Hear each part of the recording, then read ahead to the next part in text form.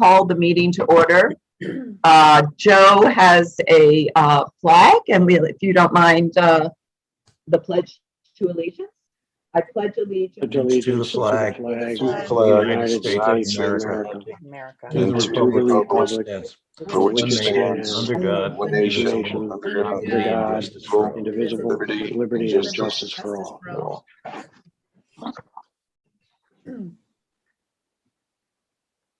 the joys of speaking unanimously or singing via Zoom. Right. It's like a little discordant, but the soul was there. Okay, we have two little orders of business prior to getting into our paid parking workshop. The first one is the permit for the Clark Sports Center, the Bob Smullins run, and that, they need to be planning that a little prior to our next meeting. So were there any questions or comments on that permit application? May I have a motion to approve it? So moved.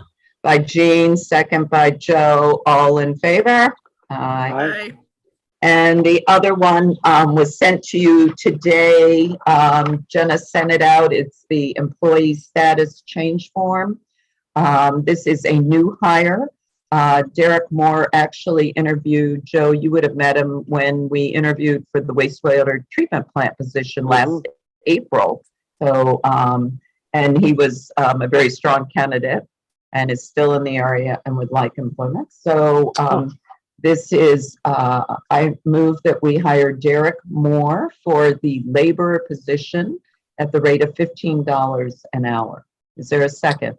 Second. Second by Joe. All in favor? Aye. Thank you. All right. Well, then we can kind of move into our paid parking workshop, and I'm going to let Cindy sort of lead us all through it, since it's her committee's sort of bailiwick, and she has put on the agenda, if you have it printed out, the order in which we're going to go. So if we have questions or want to jump ahead, we can see where it's going to be. And we're going to begin with equipment, correct, Cindy? Yeah, I thought it would be good to talk about equipment. We have 21 kiosks. They are Parkian in brand. We got them in 2013. And when we got them in 2013, we were told to assume about a 10-year life cycle. I did reach out to ATI, who is our provider, in the past couple of weeks to ask whether that 10 years still held, because if it does, that means we need to start thinking about replacement in the near future. And they said basically there are 3 different reasons why you might need to replace machines. The first is communications, and that we already did. So you may recall at about this time last year, we received word we needed to upgrade from 3G to 4G, and we were able to do that without replacing the machines by replacing some of the internal things that go with them. So communications, we can check off the list.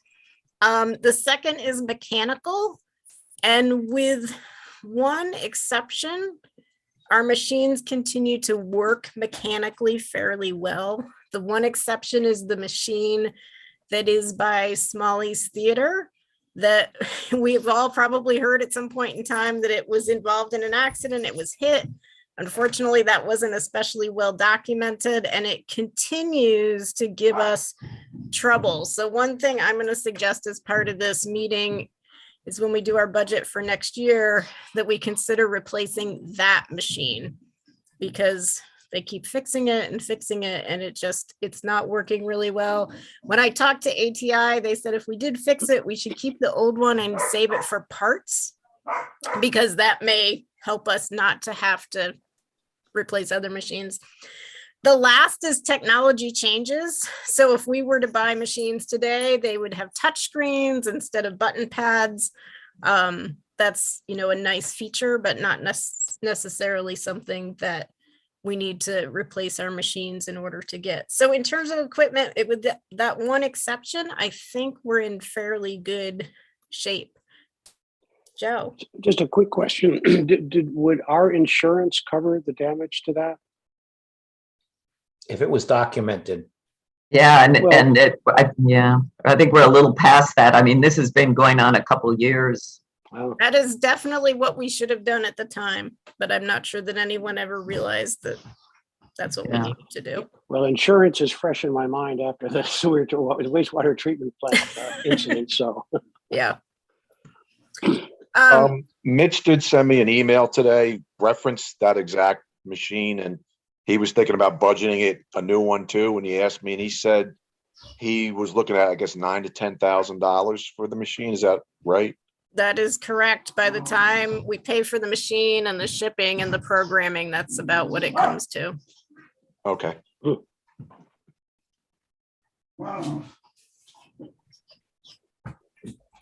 So can we move on to locations? And I'm just going to close the door to the room I'm in because my dogs are doing some crazy things in the hallway.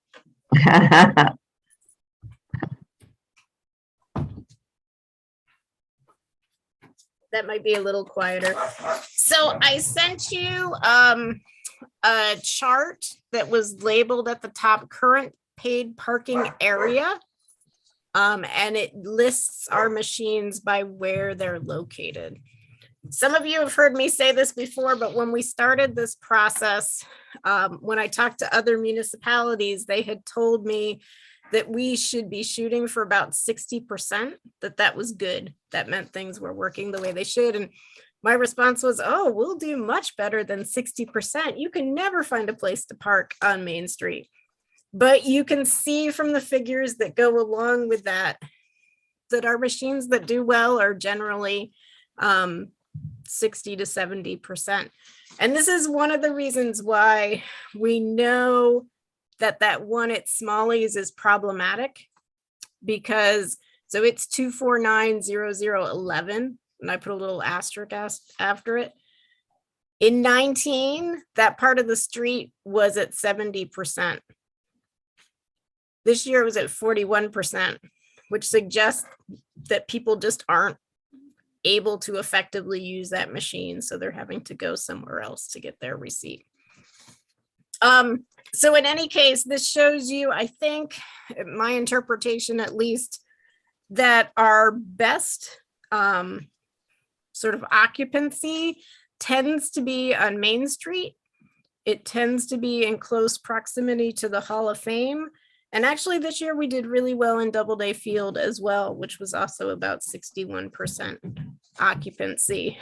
As we move further away, and particularly as we get up near the traffic light to Upper Main or to Chestnut Street, we're not even breaking 20% in terms of occupancy. And I will say that these figures are not perfect. They don't take into account people who are parking with permits. They don't take into account people who might use a machine that is further away from their parking space, but they give a pretty good idea of where the machines are getting the most use. Let me ask another question. In terms of that malfunctioning machine, would it make any sense to redistribute the existing equipment and space it differently and not have to replace? God, the cost of that would be phenomenal, Joe. Tearing them up and repositioning them. I don't know what that, I'm just asking what that is. Oh, if it's feasible, I don't know. Plus, every time you move something like that, it causes a risk of damage to a machine or a piece of equipment or a piece of furniture or anything solid like that. I would be very much against that. Okay. It's going to be cheaper to buy the new machine. Okay. I mean, wherever it ended up being, I mean, it's possible to move them, but wherever it ended up being, it would still be a malfunctioning machine. And as no, I mean, that would be out, and then we would just kind of respace the other machines. So we'd be one. That would be, as Rich suggested, that would be incredibly cost prohibitive because they each sit on this specially designed base that becomes part of the sidewalk. And gotcha. Very good. Thank you.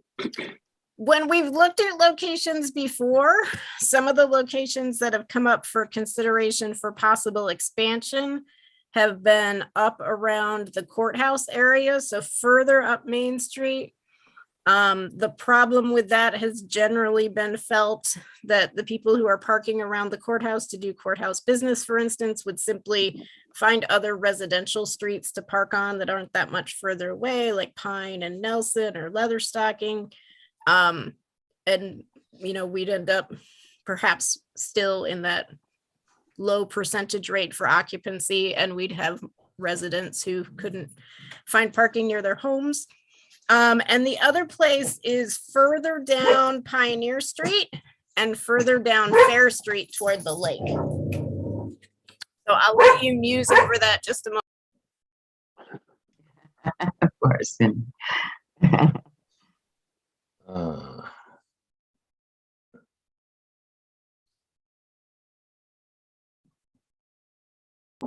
This is Zoe who's causing the problem. Zoe, does Zoe have input on paid parking? Where would Zoe like it?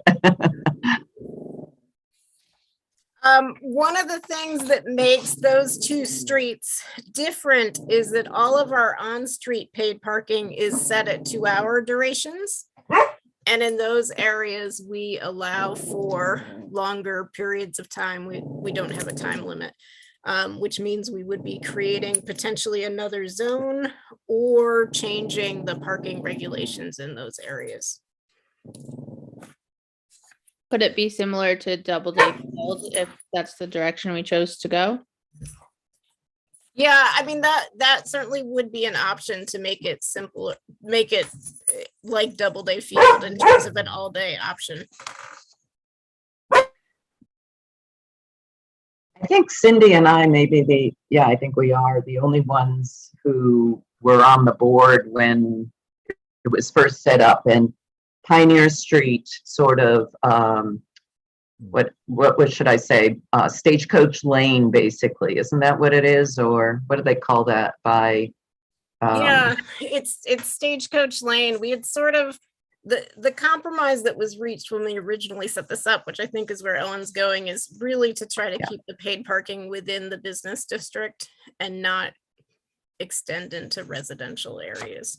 So we pretty much stopped at the residences. There were some residences that were quite vocal, shall I say, about it, who own a business there, but didn't mind and didn't want it there either, really. But so I don't think we've ever had a discussion, because the last time we obviously haven't had a paid parking meeting last year or anything. Our last one, I believe, was 20. And I don't think at that time we brought up going a little north on Fair. So right now, the block of Fair between Main and Lake is paid parking, where basically Village Hall is, correct? Correct. So it'd be going one block further. So this is Joe. Looking at the Edgewater meter, for example, it collected $9,000 in that year, in this year, correct? Mm-hmm. So are we talking about another device north of Lake Street, down by the motel area? Correct. That would be the area, because right now there is paid parking between on Fair between Main and Lake. Correct. And do we recall how many spaces we have down there on Fair? I couldn't tell you. Do you know, Cindy? You know, I mean, at the below Lake. Mhm. Yeah, I 8 or 9 or I would have to count. No problem. Don't have to do. I do you know think- that they, I don't know if we can totally compare them to, shall we say, the Edgewater meter, because of the boat launch there. There is a bit of parking there that is for the village boat launch, and they kind of, catch those spots along there. And it is The other thing that is different about Fair there, it's business. There are two houses that, wrap around the corner, but they front on Lake. So after there's no residences on that block of Fair. Well, I like the idea. Mhm.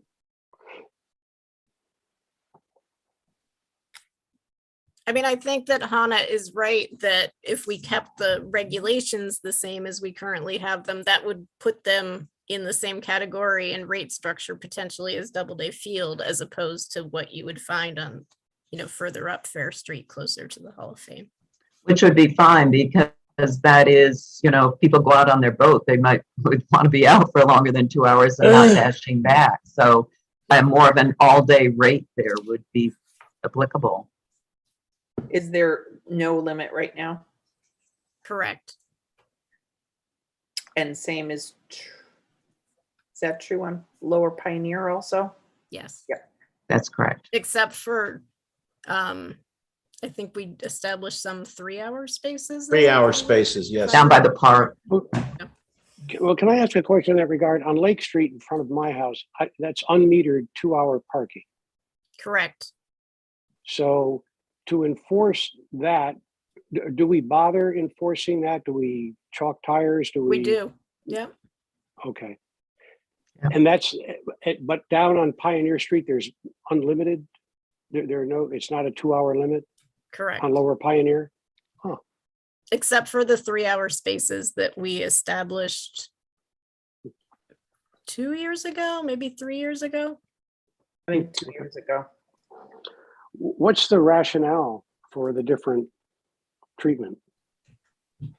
The use of those areas, that, and I mean, I guess you could argue Lake Street might fit better in the longer duration period, but near businesses, the idea is to promote turnover, whereas people going out on the lake 2 hours is not really a realistic limit.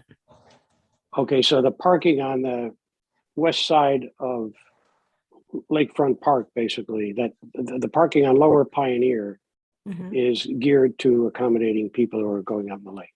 Or using the park, or, yeah, as opposed to going to get something to eat or shopping or Okay. that type of thing. Well, I think, probably, what do you think, Cindy? One of the best ways is to go through everything and, we brought up a potential expansion, but we can go through at the end and after we've looked at all the pieces of the puzzle. Yeah, and I should point out, I sent you today both the law as well as the resolution. So some things related to paid parking require a change in a local law. So for instance, an expansion of the area further down Fair Street would require a change to the local law in a public hearing. Whereas, and this is the way this was set up, I think before any of us were on the board, a change to the fee structure is set by resolution and doesn't require a public hearing. So some things have one process and some things have the other. The next chart that I gave you shows how things vary throughout the course of the season. So one of the other things that we've talked about in the past is whether our time period is correct. And this year was very interesting, of course, because we have the 19 statistics to look at when Dreams Park was in full session. We have last summer to look at when we know nothing was the way it typically is. And then this summer, you can see how our season changed and progressed, particularly when Dreams Park did start at the end of July, as well as I think when school ended at the end of June. So our June numbers this year were not great, but our summer was really strong, and our fall, quite honestly, continued in a very strong fashion as well. Part of that though, too, Cindy, I think maybe is because Dreams Park, they had that late start this year. Yeah, I They think had you're that- right. That July start. The other thing that I could see, and I didn't print this out for you, and I tried to go back and do it today, but it won't let me go back that far. If we went back to 19, when Dreams Park was in session, the peak in our week during the summer was always Friday. Thursday and Friday were our strong days because people were coming downtown as their teams got eliminated. And then, before they left. This year, because Dreams Park had this rotating schedule where there wasn't a set day, then our strongest days are what you would traditionally expect. They were our weekends. So Saturday was typically our best day throughout the week. May I ask a question? I've got two. On the top of the chart, May 18 to 24, it is surprising how little that number, how small that number is, $127. I'm under the anecdotal impression that beginning on May 1, we get a lot of visitors, at least on the weekend. And one of my proposals was going to be to start the season on May 1 and end it on October 31. But I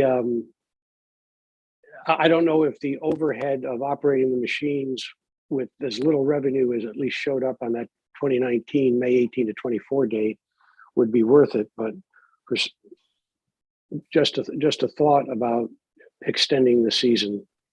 Certainly the Leaf season gets people coming much after October 12, seems to me. So You Joe, I'm sorry. We may be saying the same thing. So May 27th was Memorial Day in 2019. We don't actually start until that weekend, if you recall, of Memorial Day. That's when our paid parking starts. So the people who paid prior to that were essentially making a donation to the village, right? And there would be no, and other people wisely realize I don't have to pay it this time. So it can't be a true correlation to if we instituted paid parking on May 1st, and it's the law, there's the potential to get more revenue. Okay, Definitely. so that's maybe an artificially low number then. Gotcha. It's a very artificially low. It's a thank you for your donation amount. Okay.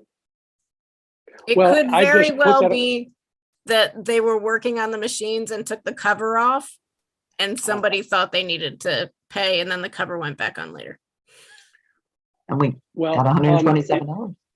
Okay. the extension of the season is a resolution issue, not a or is it not a local law issue? So if we wanted to try it out, it would be relatively easy experiment to undertake. Yeah, and Jill, I think there's some wisdom to that. I was recalling today that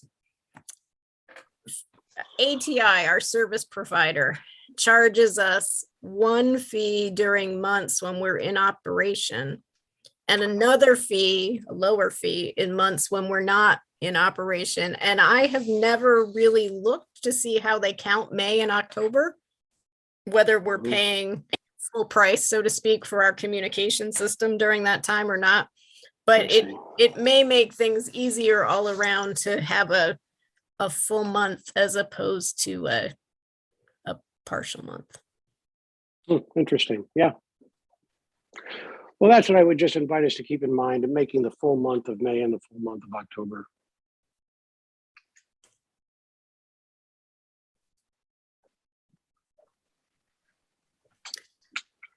The other thing that relates to duration are the hours. I can tell you on most days, and you probably observe this, I don't have a chart to show you. Things start off relatively slowly in the morning.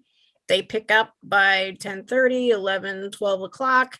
They start to tail off again around 4. We had consciously made the decision in terms of duration in an effort to support people staying in the village later into the evening, not charging after 6. Yeah, I mean, That seems, so what do you draw from the experience of having done that, or can't really draw too much? I don't know that I have a lot to draw from it. I mean, I can say in 2019, I felt like there was at least a noticeable upswing in things happening in the evening. So much so that we started to get complaints about things like live music, Mhm. for instance, that people were actually downtown. Last summer and this summer, I don't think are good markers in terms Right.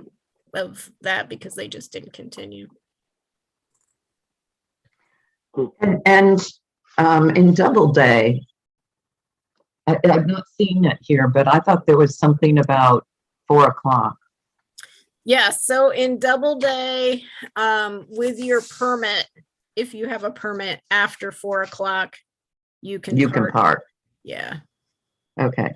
But So- someone coming in to park in Doubleday at 4 o'clock and without a permit would have to pay.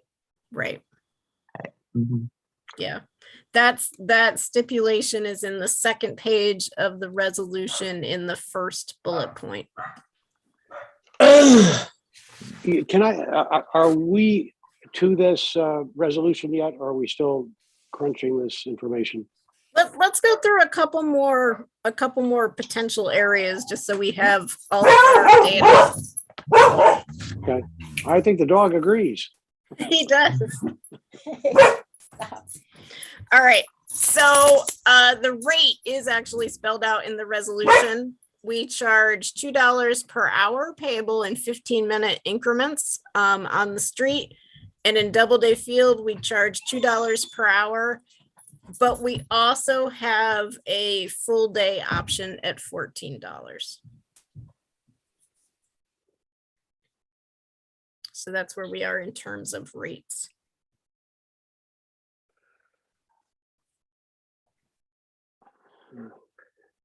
So, but that, That's 9 hours in Doubleday, right?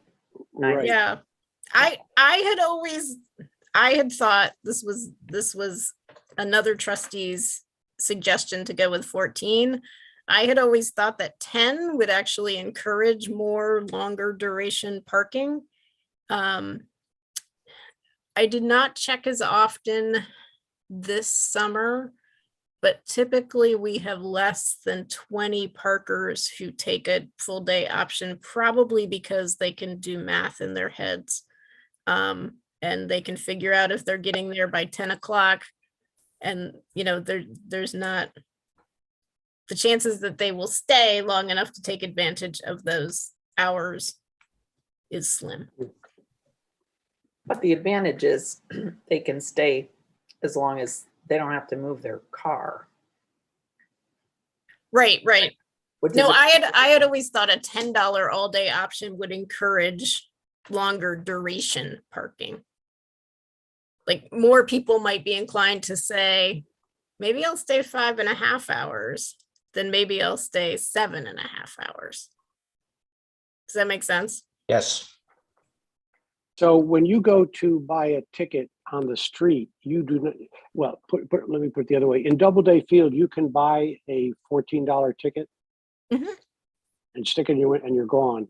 But on the street, you can only buy 2-hour increments, Right. Right. and then you're back to get a new ticket. I see, Right, okay. which is the next thing on our list. So we do Right. have on the street a 2-hour time limit. There has been over the years a lot of discussion about whether 2 hours is the right amount of time. I remember having a heated discussion about going up to 4 hours at one point in time, and that not really being well thought of by a number of merchants. It sort of depends what you do, right? But most people expect turnover in a shorter period of time, Yeah, the merchants need more frequent turnover than 4 hours. right? And it's very hard to find. It becomes harder and harder to find a spot if you allow people to park for half day like that. Right. Let me ask you this question. When it comes to these remote, using your phone app to pay or whatever, Yeah. you can't renew for an extra 2 hours remotely. You'd have to go back and pick up a ticket and put it in the vehicle. Why Well, don't we wait till we get to G and we'll tell you what we know? yes. All right. Um, I'm so all time, ears. time limit is 2 hours on the street. Permits this year, Jenna provided us with great information. We sold 1,040 permits. Wow. 660 of those were at the $25 rate. 370 were at the $15 rate, meaning they were a second or third or more cars within a household. And 4 of them were at the $10 rate, meaning they were purchased after Labor Day weekend. So someone who was only here in the fall, presumably. All right. So now Joe's question about pay by phone. We have almost since the time we started paid parking been encouraged by our provider, ATI, to consider pay by phone options. There are, as best I can tell, 3 different reasons to consider this, and they may or may not have huge sway on whether this is something that we want to consider. The first has to do with equipment replacement. So if people are paying using their phone, they're providing their own equipment. So we undoubtedly still have to have some kiosks on the street or in Doubleday Field, but potentially we don't have to have as many. I disagree with you. Why That is it? becomes much, because people will have to walk twice as far and becomes hard to find. Sometimes it's hard to find these things. So you're gonna still need it for the people who park, that they aren't gonna want to walk an extra, 100 yards or whatever. Well, or 50 what yards. places that do this have found is that a large percentage of people use their phones. So, I mean, we could argue about whether that's the case, but that's one of the reasons they push. You will have to spend less on kiosks if people are using their, Now, don't you still need to get a ticket then? no No, ticket. Oh, that was Okay. okay. So how does that work? So how this works is that you either download an app or go to a website on your phone. You have an account, you enter your car information, including your license plate number, and you pay for parking within a certain zone. So within the Doubleday Field parking lot or within our on-street parking lot. And it's keyed to your license plate number. So in terms of enforcement, when our parking enforcement officer goes around, he can look for a permit first, right? Then he can look for a receipt, and not seeing either of those, he can begin typing the license plate number into his handheld device, and it Wow. will tell him whether it's paid. Wonderful and scary at the same time. yeah. Right. When you go to a Because we're old. website, it's not just going to a website. You have to download the Passport app. Yeah. So, and obviously, if you're working in Manhattan and you have this paid parking, shall I say, you're going there every day, sure, why not use the app? We have to think about whether particularly day visitors would want to download an app and the next community might use Trulio, and not Passport. So it's that sort of Gotcha. thing. And there will be people who still want to do the paid parking slip. So I'm not sure exactly how much you can reduce the number of machines, as Right. Rich said, as far as walking between them. We Gotcha. would potentially use less paper. So you all remember the whole paper thing. We had to buy paper and we had to get it quickly. But anyway, I'm just giving you the arguments that they have told us, right? So that's one, that there's a cost savings there in equipment because people are providing the equipment. They own this equipment. For some people, they find working with their own phone easier to use than using the kiosks. And I would encourage everyone to try to use a kiosk. It I is have. not Not easy. intuitive. And everyone is different, right? If you use ours in Cooperstown, I was just in Florida. Their machines are different. They're set up different than ours. The one I used at Cornell University a little while ago, a little different, right? So on your phone, at least you sort of control this and you have some familiarity with it. Joe, what the biggest argument is for pay by phone is the ability to re-up. So I've parked on Main Street. I go into the Hall of Fame. Maybe it's pouring rain. I've paid by my phone. I have 10 minutes left. I get a text to my phone. It says, your time's up. Do you want to put more money in the meter? And I do that on my phone without ever leaving the Hall of Fame. So from a financial standpoint, our providers say this is a way for you to increase your revenue and increase your occupancy rates. Right?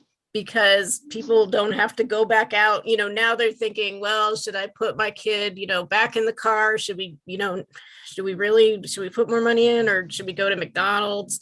That you can do it easily. From our perspective, though, the opposite side of that is that it increases our occupancy rates, right? And we just said that our businesses rely on steady turnover. And now we've given people the opportunity potentially to consider re-upping. So we might get the same car that sits there for a longer period of time, as opposed to going to Doubleday Field where we're offering this all-day option. The other downside to this are the costs associated with it, right? So there are costs associated with paid parking generally. We pay communications fees, we pay startup, we pay end of season costs, we pay for software. But with this, we're paying a transaction fee every time somebody uses it and a convenience fee to Passport, who run that app. Now, and in the proposal, they were having us also handle the credit card fee, weren't they? Yeah. And yeah, so we know when people use a credit card, there's a credit card fee associated as well. So I think for a lot of people, they see this as the wave of the future, the way that paid parking is going. I can tell you, I saw one municipality while I was traveling recently that has no kiosks at all. Only signs with QR codes that get you where you need to go in order to pay for your parking using your phone. And if you don't have a phone, you figure out something different in terms of parking, because that's the way they do their parking. I'm not sure, given our current situation where we just upgraded our machines to 4G, that it's something we need to consider, but I'm certainly Down the road, yeah. Willing to hear other opinions about that.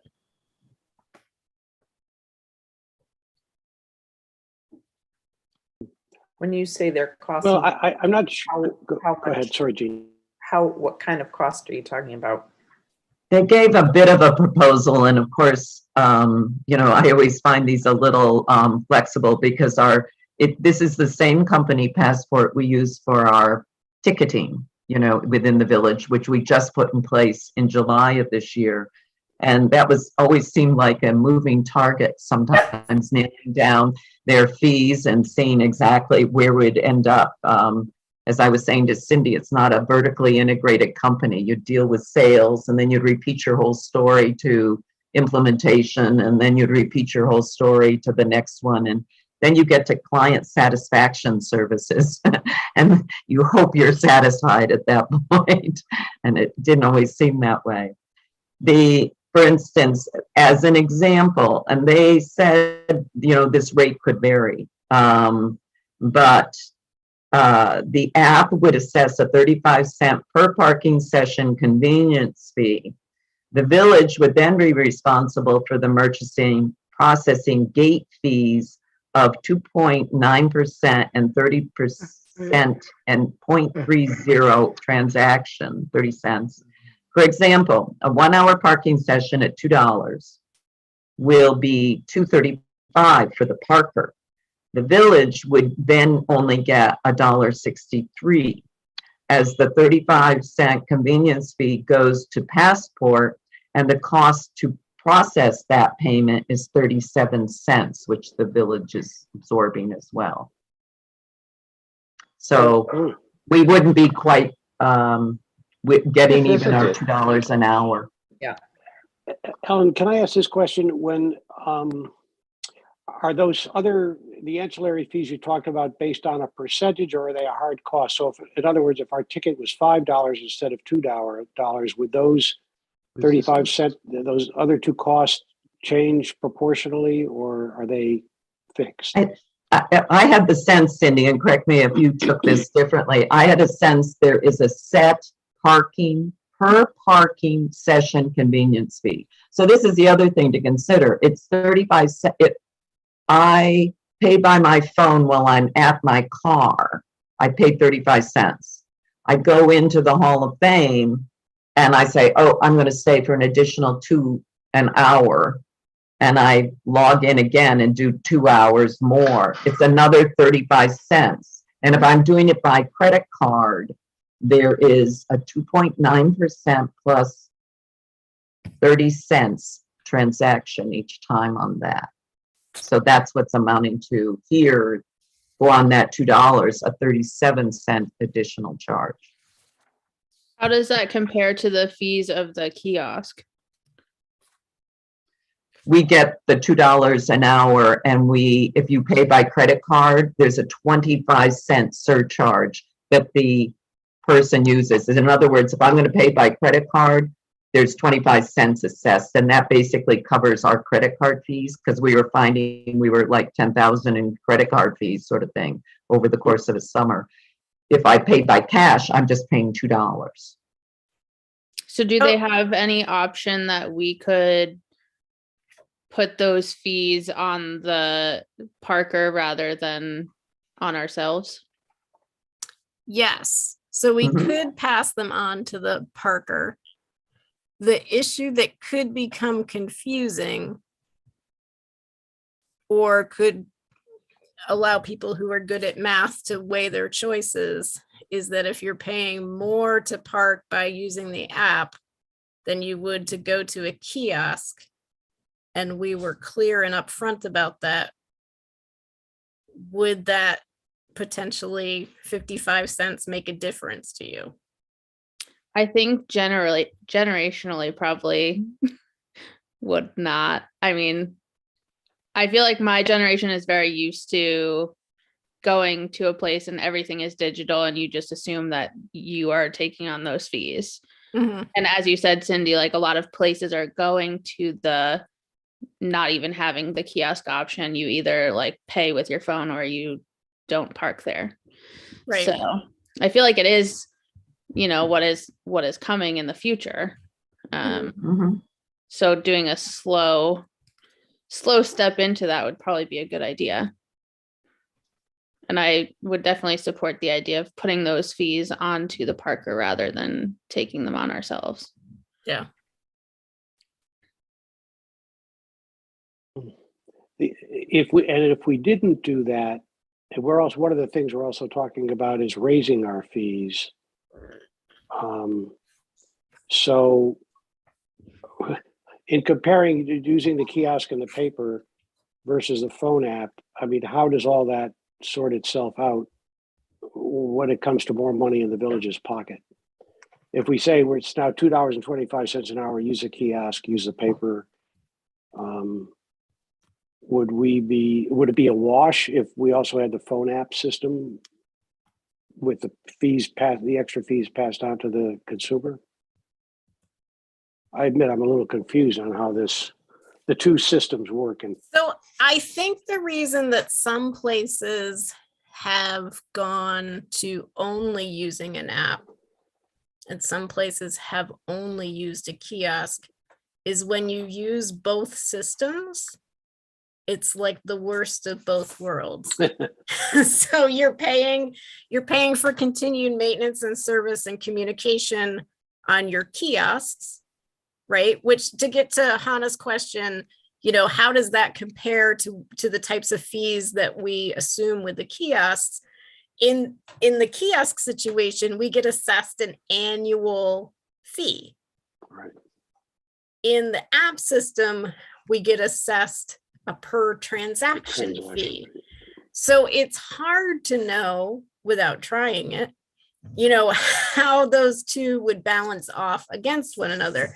But if we're using both, then we're paying our annual fee for the kiosk and a per transaction fee for the app transactions.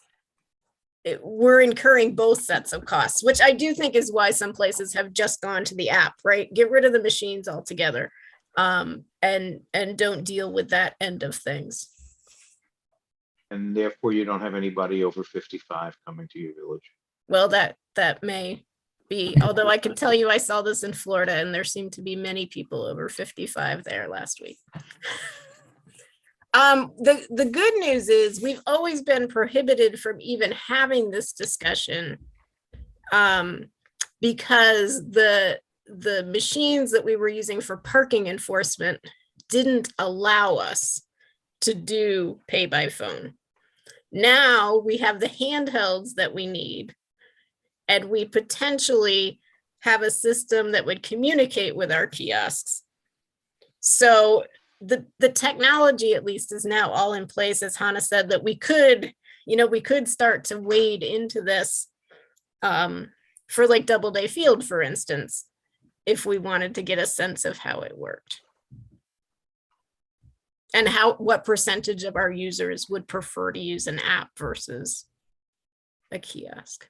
Would it be challenging to section it off like that? Like only do the app in Doubleday Field? Do you think that would get confusing? I don't think so, because I tried this when I was at Cornell, and their parking is all zoned.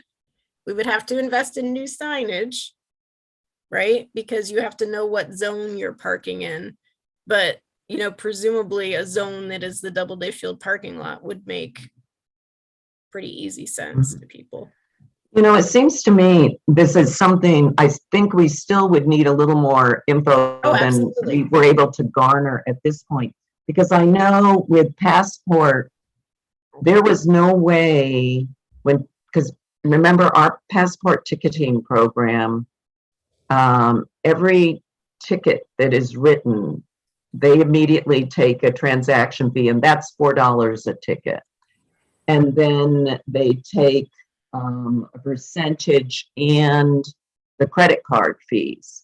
There was no way to really charge back that. The only thing we could do, so previously our tickets were $35. We now charge $39. So if you go on Passport and pay your tickets, you're paying $39. $4 immediately goes to Passport. If you pay by credit card, that's taken out of our $35. I'm not sure there's a mechanism to charge the user. Do you see what I'm saying for the credit card fee? So I think there's certain things we really need to confirm, because as Hannah said, she's for it if, we're not covering those credit card fees. Well, you have to use a credit card with Passport, so I think you would build it into the fee structure. So then would there be a different fee for, right. Yeah, there'd be a differently hourly rate or whatever, wherever you had this program. So, and as Hannah said, maybe people wouldn't mind that. Yeah, I feel like if there was a way to like do it on the app that just says like convenience fee or there something. Isn't in the Passport, as far as I can tell. That fee is at least on their tickets. When that was all negotiated, and remember we had choices between that A and B contract we approved of last spring. No matter what. Would that parking app be the same as Passport though? Mm-hmm. Yeah, it would be the user end of it would be the same for paying a ticket versus paying for a parking spot. it's the same company. It's the know if same it's the company. same- Yeah, Yeah. I mean, I think if this is something we're interested in, we could certainly find out more. gather more information. Yeah. It seems like Doubleday Field wouldn't be the best place for that. Because you since it's can't already- re-up. It's already long-term. I mean, you could pay an all-day fee Mhm, and not have to re-up. mhm. You know, we did look at, so we, you know, that's still a potential because that's more a, what shall I say, a municipal implementation thing. There's nothing that would really need to be decided here. If at this point we've zeroed in on two things, the duration, do we extend our season? And location, do we kind of expand our location? Was there anything else I missed? Or was there also a feeling to maybe consider an hourly rate increase? We're at $2 an hour. Because I know Mac had kind of weighed in on that one, but if no one else is interested in that, then it seems like maybe there's two areas where we could have some discussion if we wanted to make changes. My feeling Yeah. on the rate is that 2022, as we hope we're getting back to a more traditional tourism season, is not the year to increase the parking rate. I'm good. Agreed. Great. Yeah. I did look on Fair Street while we were talking. There are 23 parking spaces on Fair Street. We would likely need 2, if not 3 machines to cover that area. Keep in mind that the machines run about $10,000 each. So if we did 3, that would be 30,000. Well, if that, are you saying below Lake Street, north of Lake Street, there are that many spaces? They are. There's head-in spaces that I just counted 23. Well, since they are head-in, it's more, they're closer together in a way. Why would we need so many machines? Why not just have one down there? Well, we typically have not required people to cross the street mid-block. So we would at a minimum need 1 on each side of the street. Yeah, I was picturing 2. So then you would have somebody who parked in the first spot. I mean, it's doable, but somebody who parked in the first spot would have to walk down the hill to get their receipt and back up the hill, presumably to put it in their car and get to their. Well, are we putting them a half block, correct? Mhm. Yeah, we would Walking halfway down and back. Mhm. we would need to look on that east side to see where the best location is. Simply because, you know, there is a residence on the corner, clearly, and then a pretty sharp bank. So I guess the question becomes, would we put it adjacent to a residential lot, or would we put it further down by the lakefront motel, sort of mid-block? Yeah. If I can share my screen for just a minute, I can show you actually. So for instance, one place to think about putting one would be in this area by the. Right, and with regard to that, have we, drawing a blank on this, have we not assigned a couple of spaces for staff, or are some spaces out of play here for public parking? So they're These all- were never spaces for staff on Lower Fair. or okay. I thought there was some talk about doing that. So that's, I think that sounds like a great idea to expand the parking. It's true that when we talked about Lower Pioneer Mhm. and changing the parking, the big push was to increase parking because there were so many people who work on Main Street and didn't have parking all day. And this would eliminate that. It would. I mean, I would hazard to guess that the majority of the people on non-weekend days who park in this area are employees. Employees or Park on, voters. And I know who there's park on Lower Pioneer, you say? On lower fare. Both. On Lower Fair, okay. Hannah, I couldn't hear what you said. I said my guess would be employees or boaters, and I know that there's already a parking issue with boaters as well. Right, good point. So with the boaters, if they get their permit to launch and then park their vehicle there, they're off the hook for the fee, right? On Fish Road, But that doesn't apply to Fair Street? Fair Street, currently? no. Oh, okay. Well, then, so to Hannah's point, if somebody is parking on Lower Fair and going boating, but they'll be limited though to a 2-hour ticket. Well, that- it might be an interesting place to try the app rather than kiosks. Because Well, we'd have to buy machines anyway. yeah. Well, I'm less inclined. We do a lot to accommodate the boaters on Fish Road. If we can turn that into a revenue source on Lower Fair, I'm inclined to do that.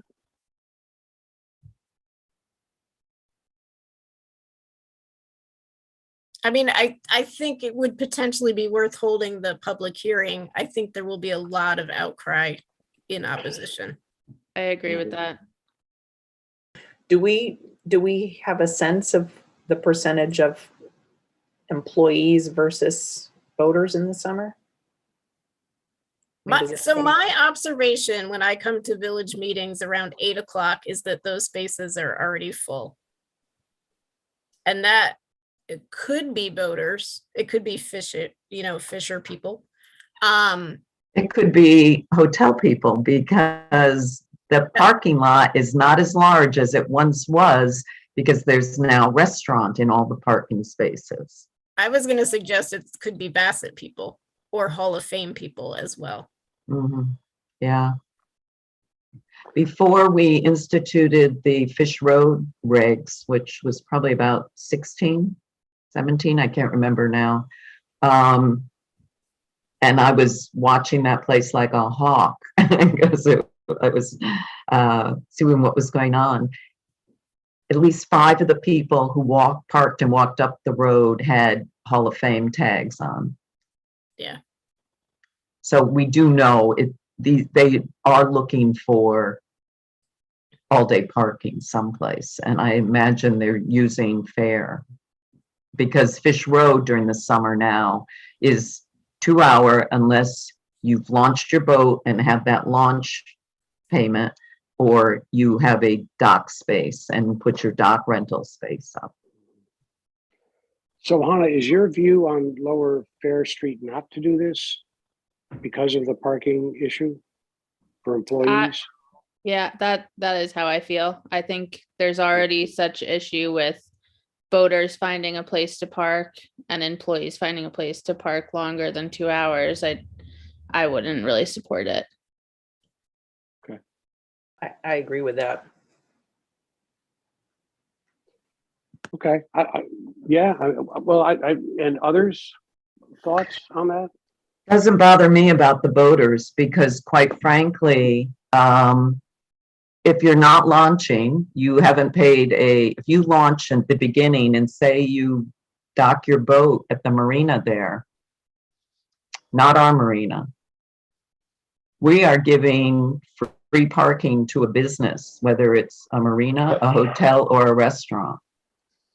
Well, I'm Right, even so- talking about, Ellen, like us as boaters who, live about a mile away from the lake, and you want to bring out coolers and all of that kind of stuff. Like, we're not going to walk down to the lake with our coolers. We're village residents. We pay our boat slip. Like, there's no place for us to park. As You village pay residents. a boat slip at the village or at lakefront? Yeah, at the village. At the village. Well, then you have parking at Fish Road. But what I'm saying is, It's like, not enough though. there's, Oh, I see what you're there's saying. never enough. So creating more, yes, there's never enough. Right, so the funny part about all of this though is that we can't, by not putting parking, paid parking on Lower Fair, we can't decide who's going to be there. It'll be a boater paying, it'll be a hotel guest paying, or it'll be an employee paying. So I'm sympathetic to if there's an employee parking issue, I'm sympathetic to that, but there's no way to assure that outcome. Has there ever been a conversation with like the Hall of Fame, who has the issues of finding spots for their employees, to purchase the long-term parking, the permit parking for their employees? The permit only allows 2 hours on Main Street. But like in Fowler Way. in the permit lot over on Fowler, or like if we were to allow more than 2 hour parking for permits down by the lake or something. I don't know if that's Well, an where we option, have no parking fees whatsoever off street is a little parking lot on Lakefront Park right in front of my house. And hospital employees used to use that, but right now it seems to work fairly well. It's sometimes hard to find a spot for somebody, but I'm not proposing touching that, but I'm saying that's a place too that's accessible to drop off stuff down on Fish Road and then park your car and walk back to the boat. Hannah, just to say that when paid parking was first implemented, there were some merchants who said, where are my employees going to park if they can't park in front of my store? And, it was interesting because there were people who were like, why don't you save those spots for paying customers and not your employees? So there was a great deal of kind of promotion of the permit and Fowler lot as a place for some people. There's also, really at the west end of Main Street, there's a lot that's never, ever filled that's free. And, just a block or two, it's very close to your business, just a block or two down, to Chestnut Street. So of all those places were kind of promoted. So if we go back to Lower Fair, we've got three kinds of users. Just the garden variety, it's tourist, the hotel guest spillover, boat parkers, and I don't know, is there a fourth? But the question is, it seems like most of the people are getting free parking. It's not like the business person is assured their employees can get a spot there. It's just free parking in one of the more busy commercial-like places in the heart of our village. For that reason, I'm inclined to try to take advantage of. Although my observation, Joe, that you can't find a parking space there after 8:30 suggests that the casual user is not the common parker. So then the question is, if it were paid parking, what would that do to the overall parking situation? So you're almost saying that let's let the long-term, let's let have free parking there all day instead of getting revenue from village-owned spaces that we are entitled to get revenue with. Well, the question just becomes, where then do the people who are parking there now find a place to park? Because if they're employees, they're probably not going to pay $14 a day to be parking there. Right. So what does someone pay in a peripheral lot? Nothing? Nothing. And so then the question is the efficiency and timeliness of our trolley to get people from where they park their car to their job site. If they don't want to be spending another 20 minutes, it's a 10-minute drive from where they live out of town, and then it's a 20-minute wait at the bus stop to get from their parking lot. Or a 5-minute walk. Or for most people, not for me, but for most people. Yes. Although we don't have trolleys running traditionally that early in the morning. So Or they're necessarily to all those sites.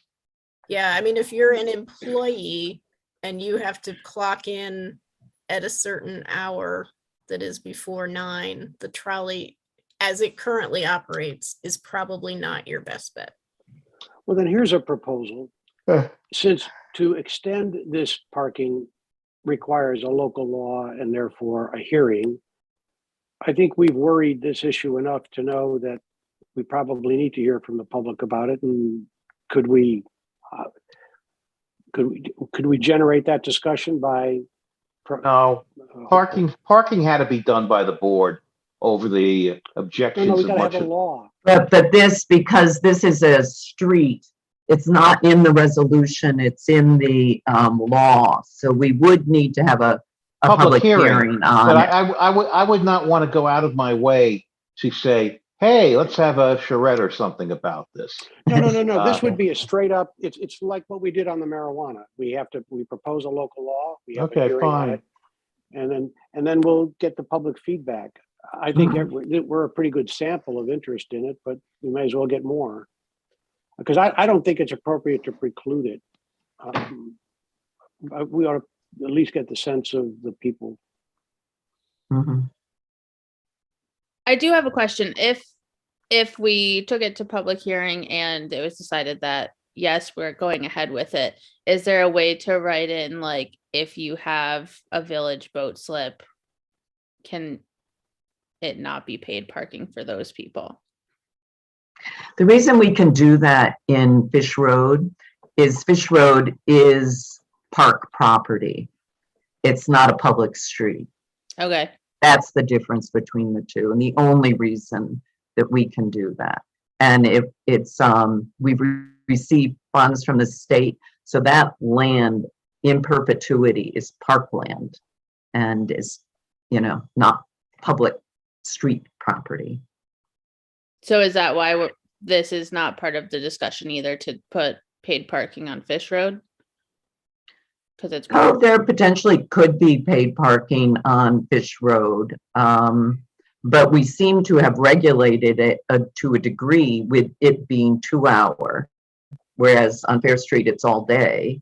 It's 2 hour. If you rent a boat slip, you can, and find a space, you've got a parking space for all day. And, or if you launch your boat and pay your fee that day, you're a day user, and there's a space, you have a spot. Okay. I think another important part of this discussion, if we decide to go to public hearing, is to determine whether we're talking about also changing the vehicle code so that this would it continue to be an all-day parking area, or would it be a 2 hour parking area? Because that may also influence the input we get from the public. Well, why don't we, or can we structure the discussion so those are options? I would be in favor of all day, but not 2 hour, or vice versa. How do we generate that discussion? Well, we have to propose language for a local law. Mhm. So Which one of the- making it paid parking is easy, right? At least in terms of the structuring of it, because we basically amend section 270-17, letter A, number 1, letter D, which currently reads east and west sides of Fair Street from Main Street to Lake Street. And we would want to change that to east and west sides of Fair Street from Main Street to Otsego Lake. That's it. Okay, That that's it. law change is a clear change in language. If we wanted to consider the duration, we'd have to also craft another law that would regulate the time limit on that part of Fair Street. We couldn't do that with the resolution? No. No, and that's No. where it gets a little stickier to do a little different time, because Right. Well, It does mean- get. Yep. While we're thinking about this, so I'm looking at the resolution, and it's under the resolution, we said $2 per hour at Doubleday Field with a maximum of $14. So what will we be doing in terms of a resolution to set the Before we even get to the fee part though, Joe, we would have to pass a local law, limiting parking to 2 hours. But he's saying, what if we Okay. don't? What if we wanted that area? So our problem is that ours is basically set up, all our on-street right now is 2 hour Right. in the paid parking zone. Okay. So this would be a on-street parking, but all day. So it is So a it would be a different double one. day. We would make it like double day. Right. So yeah, that's a resolution change. If we're keeping it all day, it's a change in the resolution. If we are limiting it to 2 hours, then we need to actually pass a separate local law unrelated to paid parking that limits it to 2 hours. What I'm trying to say is if we pay a 2 hour, if we pass a 2 hour parking law, can we not then have a machine down there that will take a $14 payment? Like Doubleday Field? That's a yes. If you have a 2-hour limit, that Well- doesn't make sense. Yeah, it does, because what we have, if I'm understanding Doubleday Field, it is a $2 per hour lot. But you have the option of buying a maximum ticket, which you don't have anywhere else in the village. But in that lot you do. So if we have a $2 2-hour limit parking, but we put a machine down there that lets you have a maximum of charge of $14 for a full day, aren't you solving the or at least you're accommodating the all-day parking? It's no different from Doubleday. Right. So then you wouldn't pass a limit, any sort of limit on the duration of parking there. Yeah, you can't put a 2-hour limit and then say, but you can pay for all day. No, he's saying we won't change that. We're just using that one on the resolution that essentially we use for Doubleday, correct? That's what I'm trying to say. So Yeah. the law says 2-hour parking, but our resolution says on this place, we're going to put a machine that'll take a $14 payment. We could do that. Okay. And then you're only going to your car once, you put that in your window and your ticket is there all day. If we're doing this I'm just sort of trying to blue sky what this ends up looking like. My point is that if we extend paid parking under our resolution, we have the option to limit it to 2-hour cycles, or we can authorize a maximum stay. Yeah. I don't know why, yeah, Cindy, I don't know why that just wouldn't be a third bullet point really under fees for on-street parking. You know, Yeah, we'd have to amend the language in the first one, one the to rest, yeah, make it that's clear. it exactly doesn't where it include would be. that. Yeah. So if we left it all day, but we made it paid parking, we're essentially hoping to keep the same people who are parking there now, but have them pay. Really? Potentially, yeah. I don't Potentially, yeah. think that there's- I'm sort of agnostic about that. It's just anybody who wants to be there can be there for that length of time that now they're going to be paying, or they can be there a short period of time. I mean, I don't think there's any chance that the people who are parking there now are going to pay $14 a day to park. right. It's a big hit. And we can't. I think boater would do it. I think a boater, rather than, you know, having to not find parking on Fish Road, I think a boater would do it. An occasional boater. I don't think a village resident boater is going to pay $14 No. to park there. No, and most village ones would have a parking permit, and with that parking permit, they could park there for 2 hours.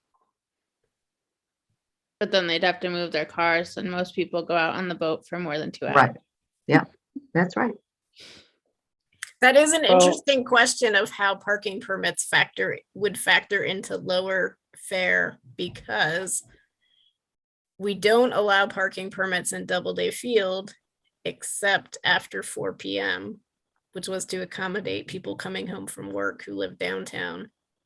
And so it would also create another category potentially of permit usage. Right? Why would it be? Why would it? Because they're you gotta- limited to 2 hours. Exactly. It's exactly the same as if I park on Main Street for 2 hours with my permit. I'm now parking on Fair Street for 2 hours with my permit. You're on mute, Cindy. No, Cindy, you muted.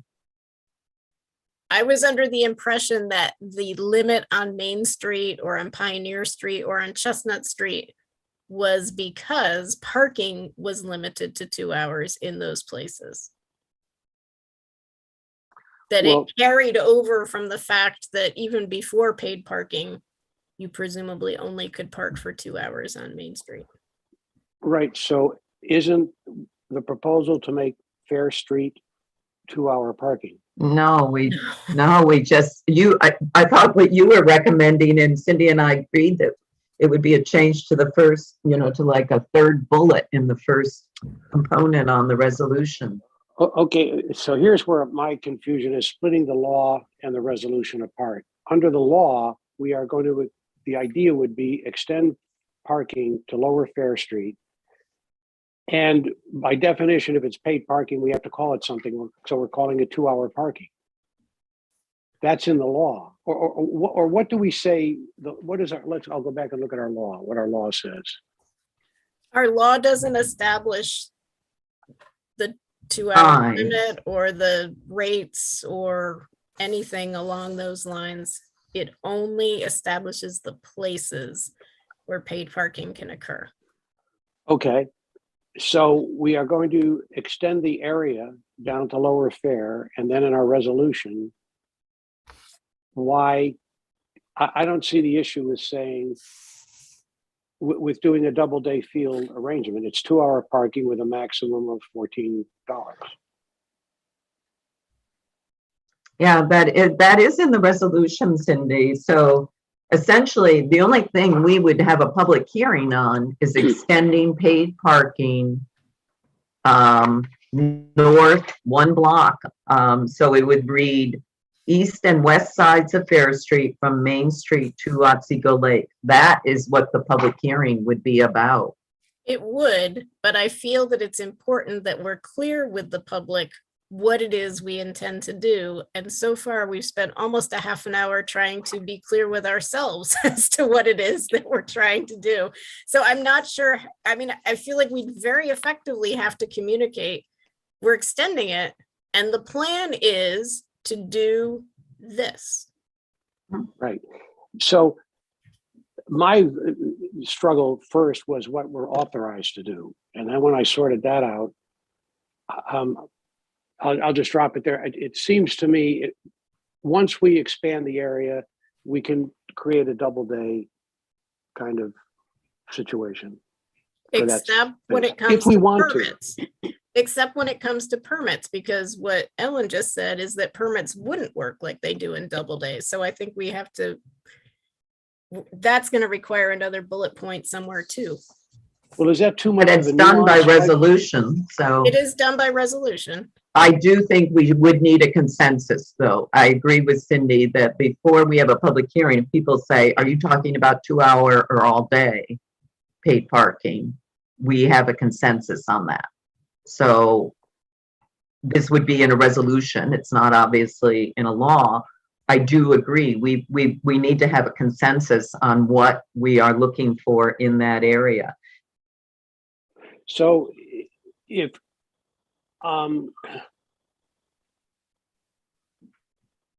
this has to do with the parking permit now, the $25 permit and how that works in that sector. Mhm.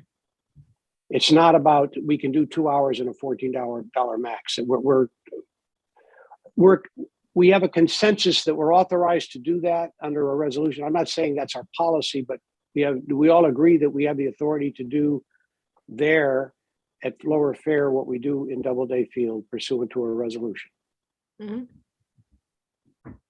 Okay, so then the next question is, what do we want to do with the permit? And for my part, why not, could we do the same thing as we're doing with Doubleday Field in terms of the hours that the permit is usable? And only restrict it to after 4 PM? That's a nice idea. No, well, what I would envision is that I can park with a permit in that 2-hour space and then I have to move. But after 4 PM, I can stay there. That's not the way it works in Doubleday No. Field. Oh, well, whatever Yeah. the way it works in Doubleday Field. What is the way it works in Doubleday Field? You cannot use a permit in Doubleday Field until after all. 4 PM. Until after 4. 4 PM. Oh. Well, And that's a actually, little that's, odd. if you're boating after work, that's actually a nice option. Yeah, I guess the funny part was I thought if I had a permit, I could park in Doubleday Field for 2 hours. Why don't we want that? I mean, how did that distinction? I'm not trying Because to we be allow difficult. them to do that all day in Fowler Law. That was the kind of exchange. Oh, okay. And we were trying to reserve the Doubleday Field parking lot for tourists who came and wanted to spend all day downtown. Got it. Makes perfect sense. So which form of this then do we want, or do we want a third form of this? Fowler ways all day, double days after 4. What do we want to do with lower fare? I think permit all day is a happy medium. Somewhere right in the middle of like, we're now asking for paid parking, but guess what? If you go spend $25 on a permit, you can still park there all day. We'd sell a lot. Every single day. We'd sell a lot of permits. I think you would sell a lot of permits. I think we already do sell a lot of permits. We Right, that's the sold thing. We have a 1,040. I'll go argue with you. The permit's ridiculously inexpensive for people who want to use it for all day parking all summer. Yeah, it's super inexpensive. It's less than 2 full days of parking. Right. No, Hannah, I agree with you, but as trustees, I think we're giving away too much of the value by making it all day permit parking. Maybe we could make it a 4-hour permit parking if somebody wants to get out in their boat. But I don't want to give away that much potential revenue. Well, It's a we're lot of giving it all spaces. away now, right? No, Yeah. I know, but there's so many ways to slice this thing. And I appreciate Hannah saying, let's find a compromise, but the magic number for being out in the lake is 4 hours. That's a good run, right? I mean, Yeah, I'd take anything today.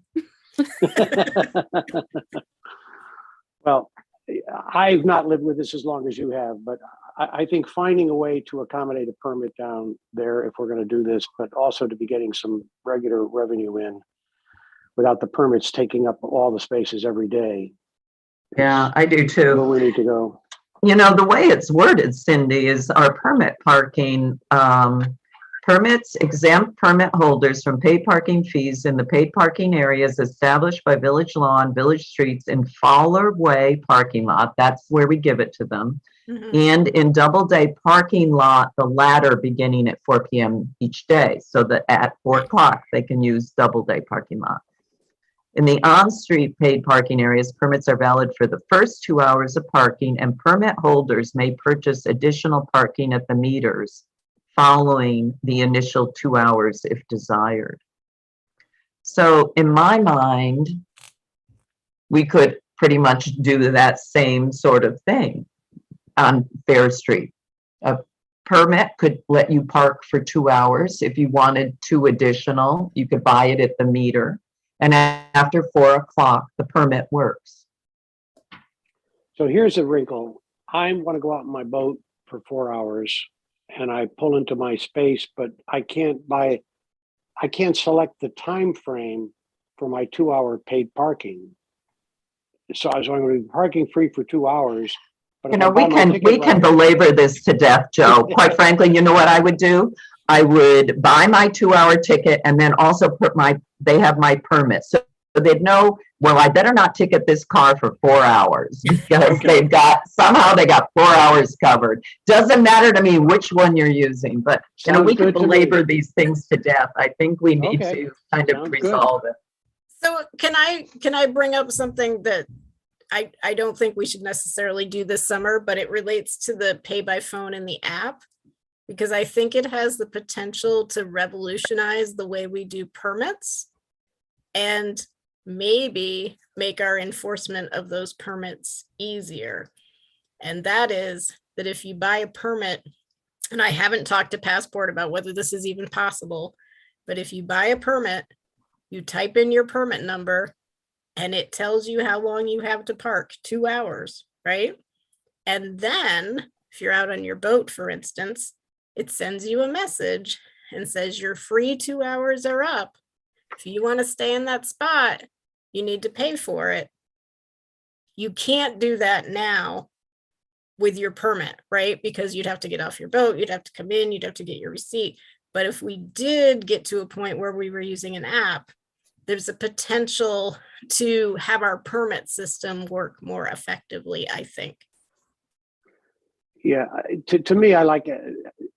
That's high tech. Ellen's low tech solution is if our parking enforcement is instructed to look for a parking permit and a 2-hour ticket on the dashboard, that's got to add up to a total of 4 hours. But it doesn't read that way, right? Your receipt is going to have an end time on it. Right, and then that's when your free time starts. If you've got, so your paid parking would start first with your 2-hour ticket. And then you have to change the way the resolution reads, because the resolution reads permits are valid for the first 2 hours of parking. We could say for, the number of times people are going to do this, excuse me, they could write on their ticket, this is for my second 2 hours of parking. I mean, seriously, because it would be documented when they're starting. I really think we're getting into a rabbit hole on that one. I think that's easy, especially if both documents are sitting on the dashboard. You would give people 2 hours past the end time on their ticket, on their paid. Here's a good question. How many times do you think our parking enforcement has given tickets to people with permits? 0. Yeah, I think you're pretty close. Most people are pretty honest about it. If you found someone with a permit was parking on Fair Street 24 hours a day, I think that is a flagrant abuse and probably would be ticketed, but most of us are pretty accommodating and we use it for what it's for. We run downtown, we run our errands, we drive home, Those who don't live in the village. The rest of us won't. So is there an emerging consensus on what just happened? I would say that, we aren't, the feeling is we don't want to necessarily change that to 2 hour on page. So we're going to have a public hearing, which will extend pay parking from where is that? So the public hearing would be on section, sorry, I just lost it now. Yeah. It would be on section 270-17, 17. letter A, number 1, letter D. The east and west sides of Fair Street from Main Street to Otsego Lake. It's basically changing the last 2 words. That's the public hearing. The consensus is that we would like to try and keep that at the 6 hour time slot or the all day slot. Is that the consensus I'm hearing? Yes. Yeah. I can't see your head, Richard, but I assume so. Yes. So, this obviously, this isn't a vote, obviously. That would really be when we come to change the resolution where that would be incorporated. But just so we're of one mind when, if that question gets asked at a public hearing on it. The other, So have we voted to set a public hearing? well, that's one thing. The others, if we still want to think about Joe's suggestion to extend the duration, that's all a resolution. I think it would be useful that one is a law, and that's very much a public hearing component. But I think if we do decide to change the duration, we should also be letting people, the public, know that, and that would be the opportunity. So the law change is extending it on Fair Street. Is there consideration for amending the resolution ultimately after we sort of hear from the public on the duration beginning May 1st? And did you want to conclude it at the end of October, Joe? Yeah. Yeah, that was my proposal, May 1 to October 31. That, And of course, the permits would be valid, the $25 permits would be valid for that greater length of time too. okay. Is there a consensus that that's what we would also like to discuss at the public hearing, because we'd go with that with the resolution, extend the season? I'm I good think- with that. I think for me to say yes to that, I would have questions that Cindy brought up about what are we paying those 2 months? Are they charging us the full in use? I can find out that answer. Okay. In my opinion, that's a much more tenable change than extending to Fair Street, extending to this additional block of Fair Street. And essentially, we wouldn't even really have to have a public comment on that public hearing because it's a resolution, Correct. but it's just good. Were there any other things we were looking at? No, The that was only it. thing, Oh. if I could just say one thing, if we're worried about moving incrementally or have an interest in that, I am pleasantly surprised about the interest in extending the season, because I had sensed maybe some initial resistance to that. But in terms of the revenue benefits of that, could we afford to wait until next year to do the Fair Street, or do we just want to get this all done? Get it, at least get it confronted with the. I had one people. concern. We don't really have that many tourists before Memorial Day. And so we do have a lot of residents and area residents that sort of avoid downtown between Memorial Day and Columbus Day. So these people would now be avoiding downtown for almost an extra 2 months. So No, they won't. They'll have a permit. People avoid downtown because it's so busy in the summer. I don't think they avoid it because of paid parking. No, that's my point. You don't think it's paid So- parking? Okay, fine. I think I for withdraw a very, the comment. very small number of people, they couch their concerns in terms Yeah. of paid parking.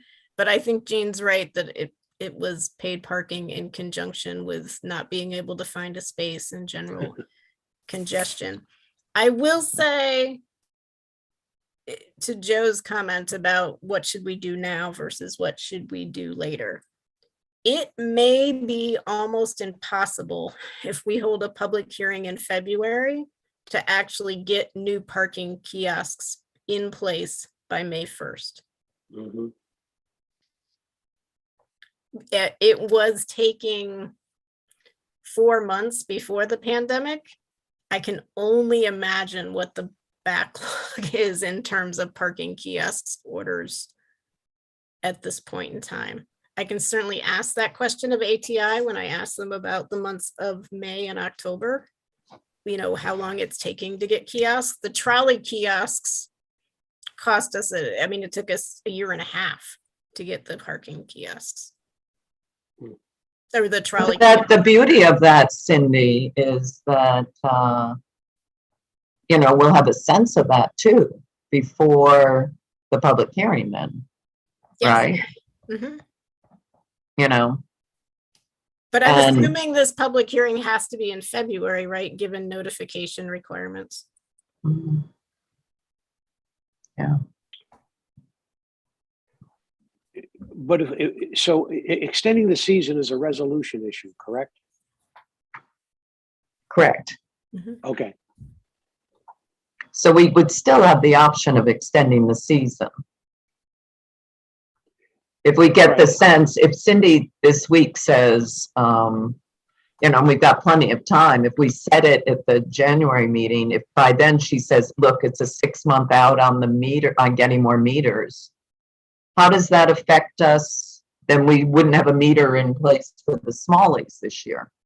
Well, what I was thinking is we would work with the one that we have until the new one comes in place. We would hobble along with. Right, but it might not, if it's, Yeah, it depends. Yep. because If we- by the time we adopt a budget, approve that purchase and go for it, I imagine the 2022 season would be over. I would agree with you. right. So can we pass, I'm back to the law now, if we pass the law, we don't have to implement it right away, do we? We That is can, true. or we don't have to sign it or post it until we get the machines in, so it could be the 2023 season. Yeah, That we that's actually. a good implemented. point. Yep. Yep. All right. So do we have our plan of action? So that would mean, let's schedule the hearing on changing the law. After all. To extend That the would be budget. right, I mean, poor Jenna's here. Hi, Jenna. Yeah, well, obviously, our meeting this month is coming up soon. It's, The 24th, so I can't do it this month. I wouldn't be able to. yeah, so there's no way a public hearing could be this month. So when we meet on the 24th, we will set it. And it would be the 28th of February. Okay. All right. Makes sense. And I will reach out to ATI to find out about the monthly fees we're paying as well as the time to get kiosks. It does seem like it's worth continuing to have a discussion with Passport to better understand the fees that are associated with pay by phone. Is that true? Yes. And then there's a consensus finally that we're not going to raise fees this year. Correct. That's a question as much as a statement. Well, Okay. the corollary, and again, that's by resolution. If there Right. was a movement toward using mobile pay app, I think we would have to increase our rates because we all agree we don't want to be, we Eating that cost. don't want to be eating that and our current $2 an hour, which we've always gotten, suddenly be getting $1.65 an hour. Understood. The woman that Ellen and I spoke with at Passport indicated it might be possible to have a demonstration. Would that be useful in terms of allowing people to see how that app works and how complicated or not complicated it is to use? Yes. I would definitely would be. I felt it was a Zoom demonstration, right? I was a- think it is, but it would be, potentially one that everybody could be. Right. Like a webinar. Yeah. Mhm. Yeah. Great. All right. If that's it, then thank you all. Again, we haven't done this in a year or so, but I think it's all good to always reevaluate and look at this, and appreciate everyone's time tonight. Thank you all Meeting very much. adjourned. Good night. Thank you. Thank you. Bye. Everybody.